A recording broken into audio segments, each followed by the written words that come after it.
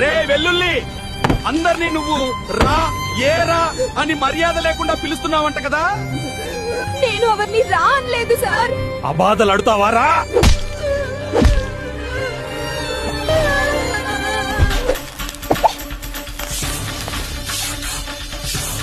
మన భారతదేశంలో చాలా మంది పోషకాహార లోపంతో బాధపడుతున్నారు మరియు కోట్లాది మంది ప్రజలు డయాబెటిస్, అధిక రక్తపోటు, హృదయ సంబంధ వ్యాధులు, అనీమియా, బలహీనమైన రోగనిరోధక శక్తి, వాపు మరియు మరెన్నో వ్యాధులతో బాధపడుతున్నారు. చాలా మంది ఆసుపత్రి బిల్లులు చెల్లిస్తూ జీవితాన్ని గడుపుతున్నారు.